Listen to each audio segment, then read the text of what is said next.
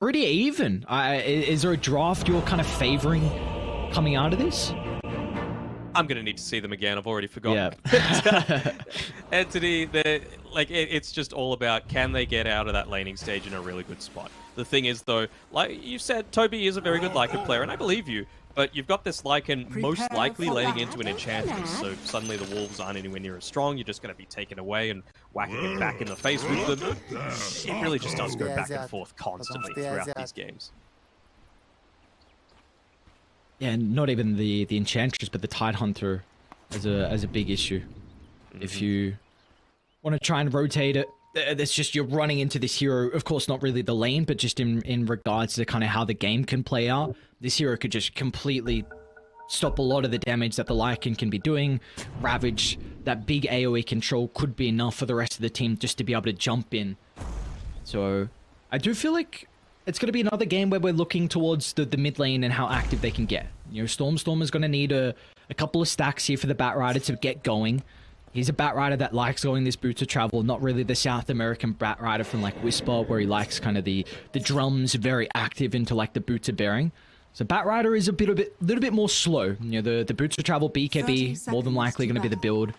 I might be able to push back the BKB this game, but I think we could really see No One get active, and this is a great lane for No One here against the Batrider. Yeah, absolutely. Chris Luck, Whisper, they play the Batrider very, very differently in South America. But great toss. This is what I was talking about. Those individual plays that can come out from these position 4s to just set you up in a great way. Sweden strong, having a big influence on the game so far, but it is only Solo that picks up the kill. I must say, though, I think this is a huge confidence boost for Sweden Strong. His first major, and it's not crazy. First blood, like you said, given on the Solo, but it's just a nice play. It's going to boost him up a little bit because this is a player that a little bit inexperienced. You know, he hasn't... Really, the only teams he's been on prior is Nova, which was a team that competed in like some amateur cups, some D2CLs as well.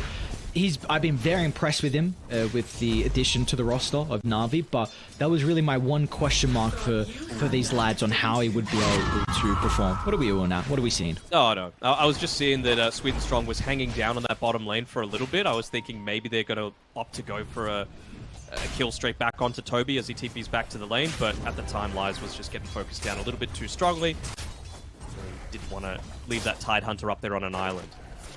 But yeah, I mean, we got a chance to, I'm not sure if you were there on the panel or not, but speak with Sweden Strong after one of Navi's wins, and this is actually his first time in the US at all as well, so he's like, I'm going to try all the food, I'm going to, you know, enjoy myself, and well, a win is a nice way to be able to go out and celebrate with some food. Yeah, hopefully he had some time to be able to venture around as well in Arlington, see what goods they have in store. Bottom lane, Toby. Bit of trouble at the moment. Body blocks, nice. And they'll get the kill. Beautifully done. Solo's going to be the one to claim it. But June's going to take a little bit of damage here. And this is something that the position 1 of Na'Vi really like to do. I'm constantly seeing V-Tune come out into the lane with like a Blades of Attack or another stat item, depending on kind of what heroes he's playing. It doesn't really bring too much regen out. It does really rely on Solo to help out there. Solo, he does have his courier there and ready, so he's going to be able to constantly keep V-Tune salved up. Not salved up, healed up. We know how I feel about sharing salves these days. V-Tune's already got the Midas scoot on. Look at that. Oh. I mean, why not, right? Look, all the summons that you can look to deal with. I mean, easy for him to be able to take them out of the equation. I suppose use out of the attack speed as well. Oh yeah, without a doubt. They've been doing a pretty good job of clearing out these wolves so far on the bottom side. But enough about bot. Well, what's happening elsewhere? It looks like up top, even though the first blood went the way of Solo, it's Saberlight that's given himself a little bit of a net worth lead at the beginning of this game. Obviously helped out with the Devour, but it's just level 1, so it's not really that huge difference maker. I don't think they can never really put any pressure onto Lice, and I think this is going to be really important for Na'Vi now, because you have a position for that wants to get active and wants to rotate. And it's very similar to a lot of topics we were looking to hit in the previous games with OG taking on Fnatic, where I think the position 2s were really important and that they had to secure the power runes. And I think that's going to be a bit of an advantage here for Na'Vi in particular, with Sweden Strong always looking to connect to mid. I think this might be a little bit of a mistake, though, by Fishman. And again, I don't want to say the Chen spammers making mistakes about how to play Chen, but I think for this game in particular, it would have been a little bit better for him to, instead of going the headdress, go a Bassi, because it's just going to give you, like you said, Lies isn't going to be pressured. The Harpy Stormcrafter is the way that you pressure him, and, well, he basically doesn't have the mana to be able to use the spells consistently. If he has that instead, then you actually can force this Tidehunter to be nowhere near as strong, and means that he's not as useful when that eventual Death Bolt push comes. Yeah, and I think a strategy that we saw a while ago when Tiny was being played as a position 1, where people actually looked to, well, tabs on bottom lane as Toby be able to sneak on through the tree line. We saw teams actually trying to put the Doom into the Tiny lane and just putting a little bit more points into the Infernal Blade in the laning phase, and which was something I was like trying to see. Does Saberlight go a point in Infernal Blade for this lane versus the Tide? Because of course it's going to be nice, but if you had that Bassi, then maybe you could be able to help out with the mana sustain. Yeah. He's got it coming out on the courier now, though, so maybe he was just wanting to wait until he got the perfect creep for it, and then commit for it once he got to that stage. So, yeah, it's all going to work out nicely for him. I like this as well. It's something that Poppy and a few other Chen spammers like to do as well. They get to level 3, they leave someone like the Doom, who's pretty sustainable in the lane for himself. Oh, look at that. He's even got the mana burn creep. So this Harpy Stormcrafter is going to be at full HP, sorry, full mana constantly. You can literally spam this chain lightning. Oh, no. Oh, that's going to be so frustrating to play in. And Lice as well, he wants mana to be able to kind of spam the Anchor Smash against the melee hero. Going to be pretty comfortable. I think the only lanes we should have aggression is down bottom. Like, we're seeing kind of the poke and prod from Solo and Vichun. Nothing too crazy onto them. I mean, Toby is kind of struggling at the moment, 14-6. I guess you even take a look at their other lane, like mid lane, Storm is really not having a fun time at all. No, and that was to be expected, though, right? Like, this Quap is literally the direct counter to it. Both with your... bottom lane, Toby. They're diving under the tower, but Shun's going to be able to secure the kill here. Beautifully done, but Katomi, 2 points in the Splinter's Blast already. But at least get some revenge, so they bring down the carry on Na'Vi. Yeah, Katomi's going to need to play a very good game if Entity are going to have a chance at stalling this one out against... well, not stalling this one out, but making sure to find the right pickoffs to enable their Death Bolt. Very, very big respect as a Wyvern player. Fishman, this would be a pretty big death if he ends up going down here, maybe positioning himself a little bit too aggressively, and in the case, as long as he's standing next to Saberlight, though, this Harpy Stormcraft is still going to be as effective. It's actually ridiculous. I think I've counted like 15 zaps on this top side. Yeah, this guy is definitely doing his role in the lane. I believe... Oh, I was going to say maybe you could give the recipe of the Midas over to the Chen if he TP's in, but just going to bring the Courier out instead, so a very good Midas timing onto Saberlight. Like 6-10 minutes when it comes in. Six. He bought it then, you know. Bottom lane, Toby again. Vichun and Solo. It's going to be another kill onto the Lycan. He's really struggling. 4 deaths on the offlane Lycan here for Entity. Really punishing the fact that moved away, trying to build up some stacks, walking right underneath that vision that Solo had placed down previously. So it's get a little bit spooked. Really, it's only Saberlight having the good game so far, although that will start to change now that Fishman has that level 3. This is what they like to do on the Chans. It's really just trying to rush for that level 5. And so you do that by going away to the jungle, building up a lot of that farm for yourself. Once you've got the Bassi, you can basically spam Penitence off cooldown and really speed up the rate that you're able to farm. And I really intrigued because how bottom lane's gone really poorly, but they haven't been making stacks in the triangle to help the Batrider, who also is really struggling in the lane, and this is a hero that loves ancient stacks to be able to get towards that early boots of travel. So It's not like the bottom's not going well, but Katomi's not really helping another lane as well, which is a bit of a concern for me at the moment. Pressure does crazy things, Aries. You know, a lot of people like to watch games and say, how could they do that? But, I mean, teams only have vision of one side. We're lucky here. We've got vision of the entire map. See, every move that people are setting up for us, well, it's going to be Na'Vi. It's a classic move from them, just wrapping around early as soon as their mid laner has the level 6. If it's a potential, no one actually even goes for no points in the Sonic Wave here. They're just really looking to bully Stormstormer. Katomi's going to be in some trouble. No one just charging on forward. He's still got a quarter duration left out of the haste, and even Saberlight's going to look to TP mid. But Na'Vi, they might be able to reposition. Solo out to the right, Sweet and Strong down into the river. So this road, oh, all right, Saberlight finds an angle actually to get the ultimate out onto no one. Sweet and Strong's going to look to intercept the toss away, but Stormstormer, he can fly over the cliff. It's a big kill for the lads on Entity to be able to pick up. Even using that Midas on the Warpine Raider, our favorite creep. Little man with a mustache, but yeah, it's a good rotation. You needed to make sure that this mid lane didn't get more out of control than it already was. It's Saberlight that excuse me, ends up getting the kill, but it just gives Batrider that little bit of time to feel a bit freer. Speaking about the Batrider, he's going to get another kill. Die. Yeah, this is... Ooh, he should die with the Flamebreaker the last second. Doesn't even need it. That's big. Again, Stormstormer is 1-0-1. He's done a really good job not to die in this lane. He's bottom of the net worth out of the cause, but any kill you can get to kind of pick up some momentum onto the Batrider is going to be really important. No one, though, realizes that they went for a little bit of a crazy play previously, required, again, the position 1 TPing through, so I suppose the benefit is when all of that was happening, Toby was able to recover his farm a little bit. That's always a nice little benefit there. So was Vichun, though, just unopposed, being able to find a farm up, for this Midas, and we all know how effective that's going to be once some of these creeps start to come out. Helm of the Dominator, of course, is picked up by Toby already. Saberlight's going to be in trouble. Near the Roche pit, no one's going to jump in. Has the Sonic Wave at the ready, but look at Katomi. Oh, always is Katomi at the ready. The curse is perfect. They chain control no one. They bring him down with ease, and now Sweet and Strong, he's going to be in trouble as well. Oh no! Oh, the micro. The goddamn clap. I was going to say, why did he not aggro the Tiny? But it does the trick anyway. He gets the clap, and at least he finds a deny. He was going for that damn Harpy Stormcrafter, man. That's why. Ishman zapped Roshan, so he went straight for him. It is little things like that you forget, right?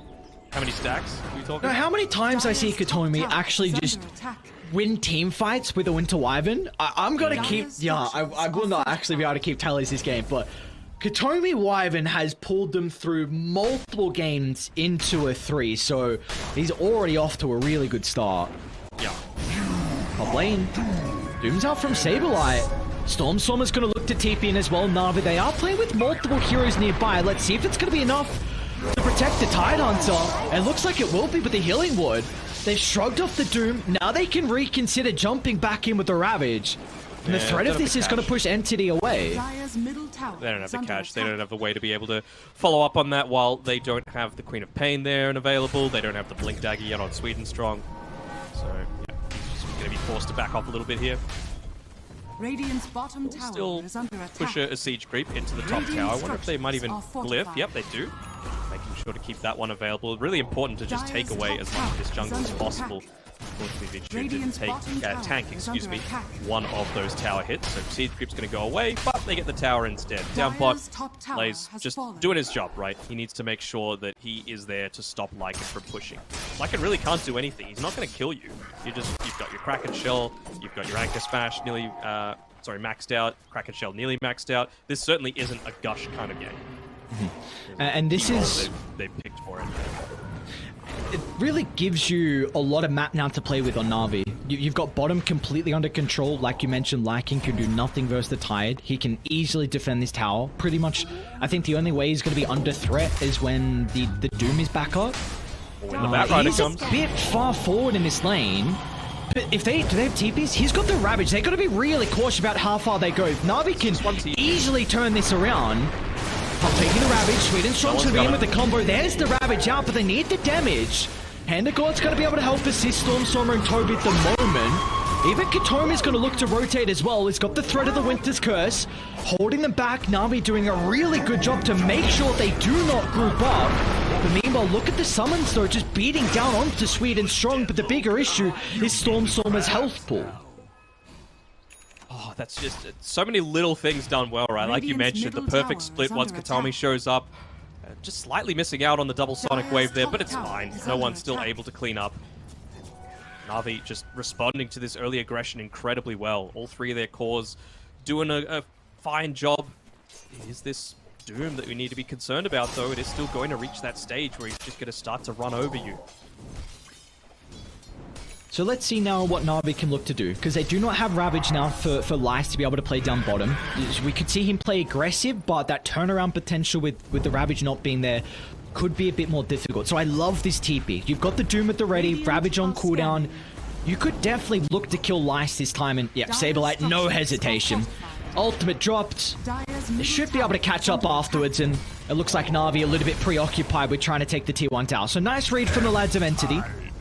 Dire's middle tower has been denied. You're pretty happy with taking the mid tower, though. Just denied away by the Chen, but I suppose Entity just really feeling like they were wanting to put a little bit more pressure into this bottom side of the map. Well, they're able to catch up. What's next? I mean, they're They trying got to the go in route to travel as well. Yeah, look at this. Lasso. Stormstormer's going to enter. Lasso at the ready. Radiant's Oh, can they blow him up? No one. He should take out of the flame break. V-Tune offers a little bit of help with the healing wall, but unfortunately that is not enough. This is Entity Gaming. They just ball up and run at you as a big group, and they're not going to stop. That's why something like this Tide Hunter, Liza needs to be very, very focused. Like, this isn't a Blink Ravage game. This isn't a Hood game or anything like that. He just needs to make sure he's doing everything possible to keep these pushes from happening to his team. Honestly, I wouldn't have even hated to see him go like a boots of travel, just to make sure that he's able to like outmaneuver Entity. Overall though, 2,000 net worth lead, kind of expected with how good of a start the Doom has had at the moment, but do you feel like either team is more happier with the status quo that we have in this game one? I'd say they're both just okay with it, right? Like, Entity probably would have wanted at the 15-minute mark to have taken more than a single Tier 1 tower. But Na'Vi, of course, they've got that net worth disadvantage right now. There's nothing really yet that's going to enable them to walk up into Roshan. You're still seriously lacking damage on the Toon. So maybe once he gets into the Aghanim Shard for himself and that level 2 on the ulti, that's when we could see Na'Vi trying to make a few more aggressive movements happen. We even got Solo going through this aggressive style, going into the Dragonlance just to make sure that he can't be ignored in these engagements. I think that's really what he's itemizing for. Do you feel like it could also be a bit of an issue about the damage from Na'Vi at the later stages, or is it really just, like you said, he doesn't... If he's ignored, then that's going to be a big mistake from Entity. Yeah, I mean, I don't think Na'Vi are lacking in damage by any means. Like, you've got a Tiny, right? He doesn't have his Blink Dagger yet, and Sweet and Strong still had a pretty good influence on this game so far. So, I think they're really just wanting to... You know, like those games where I'm like, look, you've got 4 Protect 1 and you're just buffing up like a Bristleback or something. Just don't hit the Bristleback. You can't do that this game. Everyone's important on Na'Vi that you have to take down. You have the Tide Hunter just because he's going to stop the Swarm from happening and give that crowd control. Quap, that's the damage. Juggernaut, he's farming in the damage. Enchantress, if you're just standing around then and saying, well, you can't kill me because I'm tanky, that's not too great. But if you're standing around throwing those impetuses, which now Solo is starting to level up, suddenly it becomes a much bigger factor that you can do Bottom that. lane, Stormstormer. He might get tossed onto the tower with V-Tune TPing down. A beautiful use of the combo, but no hesitation out of Stormstorm with a lasso. He's going to put V-Tune in a compromised position, but with no one showing up, it'll hold back the like and summons. And V-Tune will be okay. So in the end, Sonic Wave committed. It's a kill that Entity are able to find, and it's a pretty big one as well, because Na'Vi, they were putting some importance on Sweet and Strong, trying to get a little bit of gold down bottom towards that Blink Dagger, so we'll be slowing down their initiation tool. I suppose, but you did also need to commit a lot for that kill, right? Like, I don't really see them taking too many towers. Maybe once Doom has the Blink Dagger, they could look to go for a pick-off into another tower, but you kind of need the Shapeshift. You kind of need the Lasso to be able to start a lot of these team fights, and without those for the next, what, 60, 70 seconds, it's going to be a little bit rough. I guess we haven't really seen much coming out of Vitrun, and that's really to be expected though. Midas Maelstrom, he's getting a decent amount of farm. It's still difficult to be able to keep up with the Doom, with the Devour and the Midas, but when do we feel like Vitrun is... Hold that thought though, because Entity, they are smoked up with multiple heroes, but they're only going to be running into solo, so this will be the blink reveal from Sableye, and they're not going to get the craziest amount of worth out of this. Very happy with that, Anavi. They don't have the greatest Roshing lineup, so finding an Enchantress on their side of the map is probably the worst case scenario. They want to be running at you right now. So back on the question I was going to ask, when do you feel like Vitrun feels comfortable to kind of be the strongest man in this game? What item are we looking for out of the Juggernaut? Honestly, even just the Yasha might be fine. Right now, it feels like he just needs that tiny little bit of extra movement speed to really make this Aghanim's shard truly effective. You know, that plus the level 15 talent could be the respite that they need. I mean, far more important probably is no one being able to pick up that Lincoln Spear for himself. I mean, you're up against a Lasso, Curse, Doom, 3 great ultimates for pickoffs and team fights that Lincoln Spear is going to be fantastic. The action's gonna pick up really shortly because we have these items about to be completed. Stormstormer just got the BKB. We haven't really seen a fight with Tomi's Helm of the Overlord. He's got Plate Mail now to really be able to protect against the Jug and Lice with the Scepter, so ready to rock and roll is Na'Vi. They got the Blink Reveal on the ready from Sweet and Strong, but look at Fishman's positioning. This is beautiful from the Chen. Really nicely done from Entity's position 5. Multiple wards, making sure to just scan that avenue. Just completely protecting their own triangle. You know they want to be playing around it. That's how a Batrider is going to keep up in farming stacks, so the wards there serve multiple purposes. Now this is scary for Lice. He's got to respect the damage. Sableye has the Ag Shard completed, and he's going to drop the Doom as well. Straight away, chucking out the ultimate onto the offlaner of Na'Vi. Even Stormstorm is going to look to try and make his way into the river. Na'Vi, they are starting to connect to Lice's location. They can keep him alive long enough to turn with the Ravager. Look at that! Sonic Wave dragged back into the Omni Slash, but the damage it's getting tanked up thanks to the Cold Embrace. They're going to be able to lay down the Winter's Curse as well as no one. Jones gets the blink to the northern side, but it looks like Entity, they still have issues with being able to deal with the Juggernaut. Vitrun in the middle to fight, but as soon as the Blade Fury expires, Sableye brings him down, turns to deal with Lice next as well, as they've got no answer. This Doom will reign supreme. This Aghanim Shard, too much percent damage for them to deal with. As Solo will just escape, but Katomi again, a gigantic curse, and even better Cold Embrace as well, just delaying the damage, stalling out the Juggernaut's impact in that fight. That's my boy. He's doing really nice job every single time. And that's what you get the luxury of doing, right? Most games, he actually goes into like a Witchblade, he gets some power treads. This time around, he's like, no. I need to be there to set up for this big Winter's Curse every single time. And it's needed early on into the game, just so that our faster paced, but also greedy, if that makes sense, lineup in terms of like taking stacks. He just wants to make sure that he's in the right position at the right time to be able to respond to a lot of this aggression. I don't think I've seen a single time where he's like TP'd to the other side of the map to farm. He always wants to have that available for himself. What do we feel like Na'Vi need to do being down at 8,000 gold? What is the game plan coming out from the Radiant lads? Almighty money. I understand why they went for that gank attempt, right? Because they just picked up the Blink Dagger. But it really, to me, did feel like Vitrun didn't have the items that he needed. I said he needed the Yasha previously. He didn't have it. He just had the Band of Elven Skin. I think he's got enough to buy the Yasha now if he wants it. But maybe that was the difference. Maybe that didn't enable him to get a key pick-off onto the right hero before Wyvern's able to join the team fight. He also just looked to use Solo a little bit stronger to roam around, try and find the Wyvern's positioning, because that's the key target that you need to try and take care of in these engagements.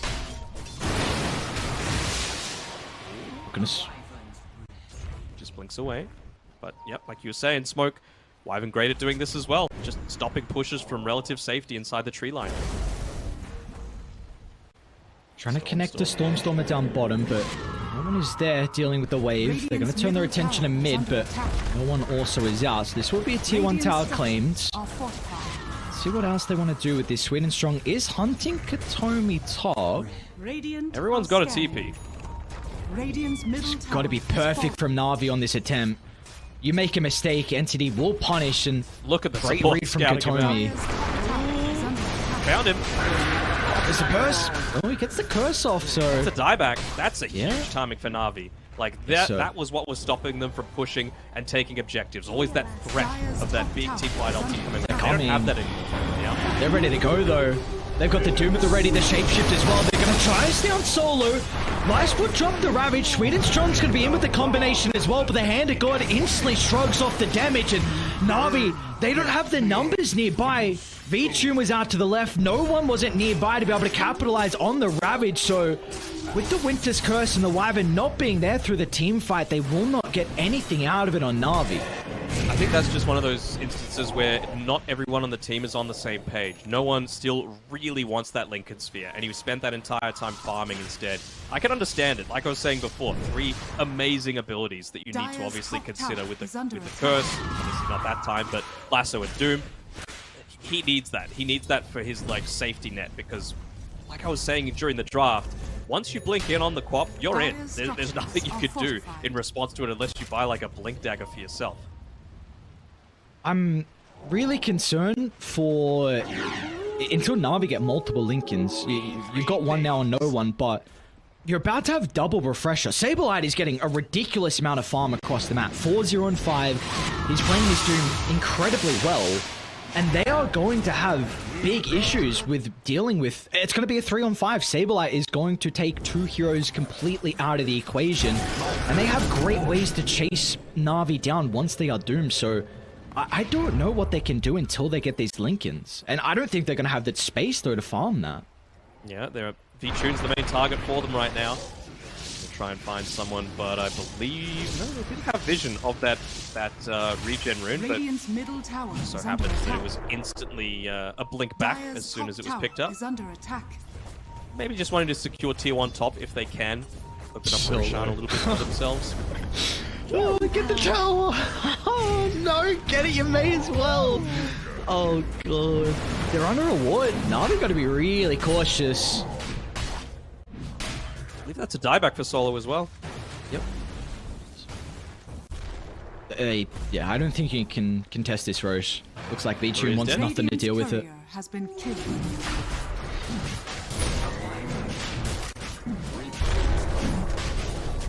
This is... scary stuff. Scary stuff for Na'Vi. Down 11,000 gold. And instantly see Fishman, he picks up a gen. So they recognize what the play is going to be for them. This Age is just looking to completely control the map, and they see Sweet and Strong under the ward as well. So they're going to move over to the Tiny's location. An easy kill, but they want the +1 as well as Stormstormer. He's hunting down no one along with V-Tune. He's actually going to get a glimpse of no one. Will jump away, but look at Stormstormer instantly on the pursuit. They will not have a way to break the Lincoln, so the clock is out of harm's way. They didn't get lucky, did they? No. No Fey Grenade coming through for Entity, which is a bit of a bummer, but it's the way that Lord Gaben likes to operate. They're setting up on Lice. Ooh. Yeah. Well, it looks like everyone was lagging, so they understand. He's a bit of a dead boy. Oh, he's gone. Yeah, it's not gonna be... What? Wow, he's dead, but like, I don't know how he got the blink off. I'm so confused. Alright, Doom is out. Easy kill onto the position 3 on Na'Vi. You see instantly the Radiant are recognizing their role. You gotta get the lane shoved out. So they're gonna get mid pushed out. Solo's gonna look to move to bottom, but again, they haven't dealt with the ward on the higher ground, so Stormstormer just jumps in. Easy kill onto the Enchantress, and now it's time for Entity to look to swarm into Radiant's territory and make sure they have no map to play with. Even just a double damage on the bottom side. Look at the top though. Do they have the damage? We'll see. But Tune is nearby. The Omni Slash looks like it won't even be required. And Dire, they're starting to move on over. They might need the Sonic Wave to get the kill as Saberlight. He's got the second round of the Doom thanks to the refresher just picked up. But Tune's gonna go down. They can move towards some other components of the Nami roster. There's no one. He's going to be in some trouble here. Sonic Wave to hold back Stormstormer. He's going to go for the Blink TP up, but Saberlight, perfect, on point, reading the positioning of the escape of the Queen of Pain as Entity. They are looking fierce in this game one. Yeah, this is... You should know to expect this, though, coming from Entity, right? This is their plan A, that they will go to every single time. And for a lot of these players, first time on land, top tower has fallen. you got to go to what's comfortable, right? Like, you should have known to expect this coming, and I really just don't see how an Enchantress, a Queen of Pain, hell, even a Tiny, is going to deal with this huge Death Ball push. I think maybe Na'Vi need to prioritize the Winter Wyvern for themselves a little bit, not just to take it away from Kataomi, but also just to prevent this strategy from being quite as relevant.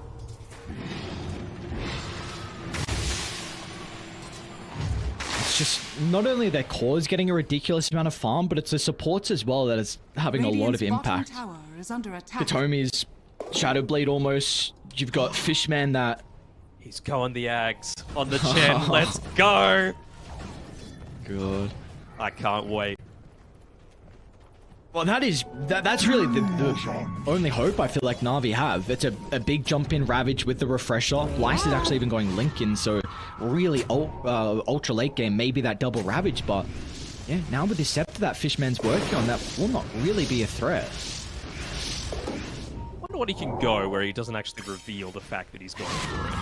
Does it matter? I don't know. Does it really matter? Just by the staff, I guess, and they'll be like, oh, he's going to 4 staff. Stormstormer. Ooh, nice reactions from Sweden Strong. Stormstormer even popped the BKB for this, so a bit of a win for Na'Vi. Nothing crazy. Really, all this does for them is help them push some side lanes easier without the threat. Maybe the Batrider.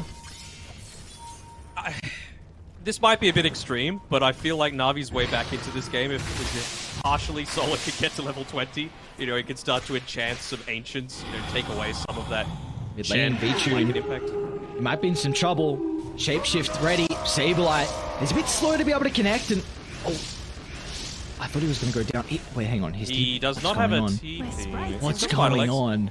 That is such an interesting position. Oh, okay. What the heck? Pretty strong. Gonna catch up the Fishman, but the Chen. They just want anything at this stage. Yeah. Dire's top tower is under attack. Dire's top tower has fallen. And I don't know.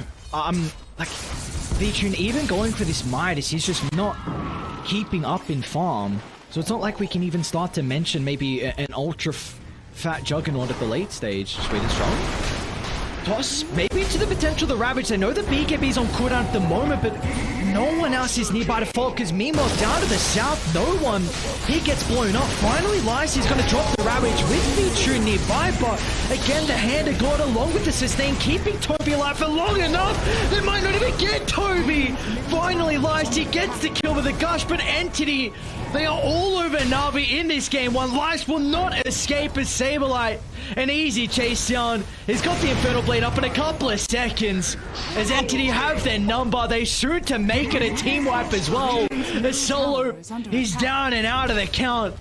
Na'Vi, they are really struggling in this first game. Oh, the tiny things as well. Like, even at the very end there, I'm not sure if we're able to get a replay or not, but they were able to body block to make sure that the Enchantress wasn't even able to get a Chen kill. They were like, you know, you're not walking into this little area and picking off what is probably the easiest hero on my team to kill. No, no, no. They're valuing everyone and their ability to just continuously push forward. I love it.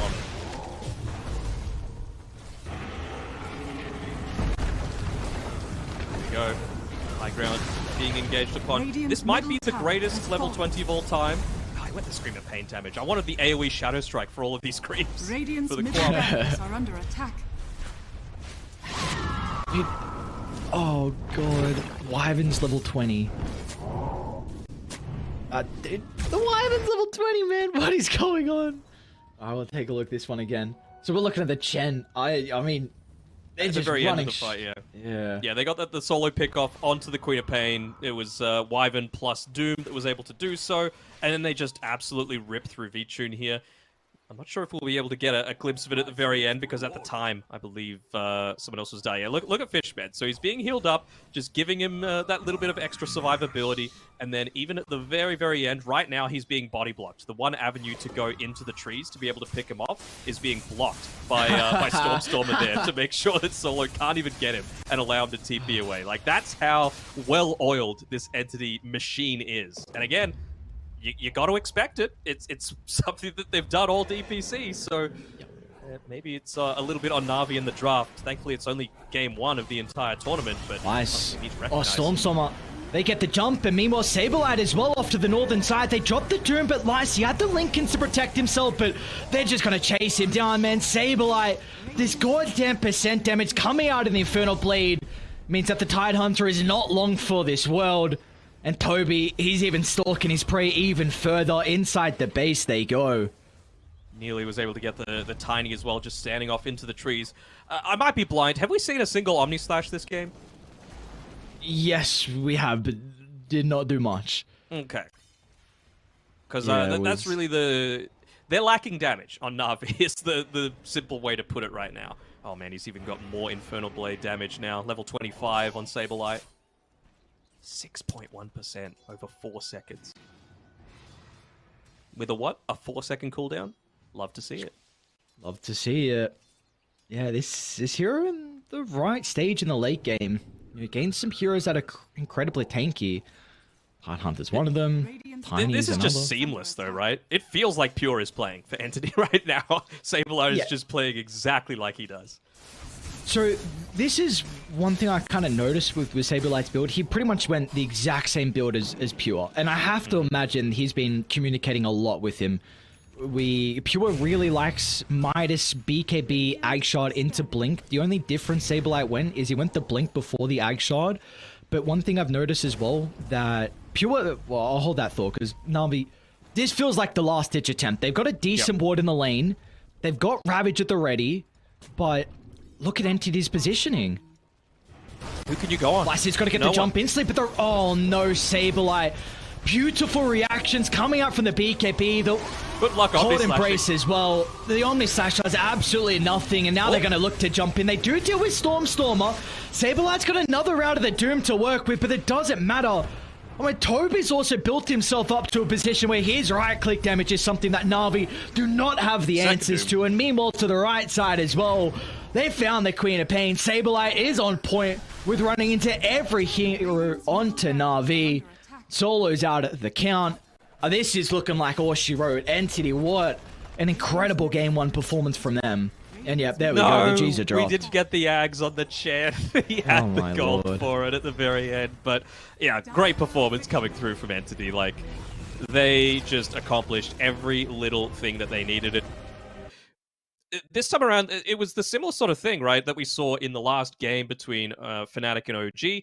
They had a, what was it, a Shadow Shaman plus a, who was the POS 5? Remind me. Was it Warlock? No. I don't remember Someone now. squishy that doesn't make plays was Duba was playing. This time it's a Wyvern plus a I Chen. think it was Obviously, Warlock. Wyvern has a little bit more of that movement advantage with being able to just place yourself wherever you want to. But you just had this gigantic ball of heroes at the front line. Like, a Lycan is not dying very easily. This Doom is not dying at all. Batrider, again, just able to walk around onto high grounds with that. And then you've got Chen creeps, you've got Helm of the Dominator, you've got Wolves, you've got Auras out the wazoo, you've got Doom on top of that. Like, it was just way too much to handle. And I think this is a draft issue for Na'Vi. So hopefully they're able to reset, take a deep breath, and come back into this with something that just pick the Wyvern, pick or ban it, because Katami is just too good. It definitely felt like, I mean, you were mentioning a lot, this is just a draft that Entity, they've ran over teams in the DPC. And I don't know if it's I don't know if it's not enough respect to Na'Vi, or maybe, you know, they've done their homework and they feel like they have the heroes to be able to deal with that. But in the end, Entity proved why they are incredibly comfortable and can execute these lineups, you know, flawlessly. It looked like. So for Entity, even with the stand-in, they looked incredibly strong. It felt, to me, Navi's draft felt very reactionary, and that kind of is what you want to do as the second pick, but it was too much. Wait, did they even have second pick? I don't think they had second pick. No. I think Tiny was first pick. So, never mind. So they were trying to be reactionary when they didn't have the tools to be reactionary. Like the Queen of Pain to the Bat Rider, that was fine. But everything else, like the Tide Hunter at the very end, it just didn't feel like it did enough. And they, again, like I'll say it again, they were lacking damage. Something like the Sand King isn't meta, but for this game, I really felt like it was probably the choice. Yeah, well, we're going to see how Na'Vi are able to adapt from what Entity are pulling out. An incredible Game 1 performance from the lads from Western Europe, and we'll see what we have in store for us after the break.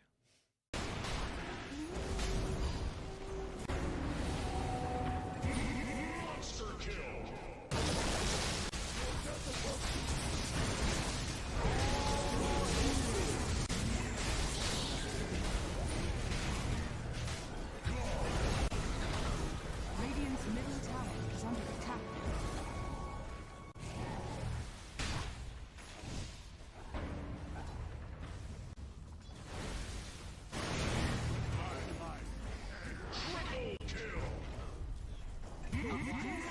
Radiant's middle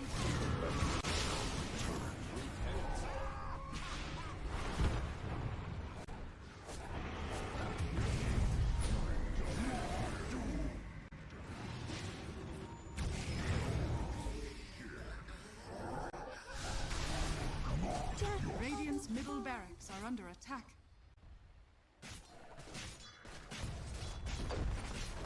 Radiant's middle barracks has fallen. Radiant's middle barracks has fallen. Dire victory.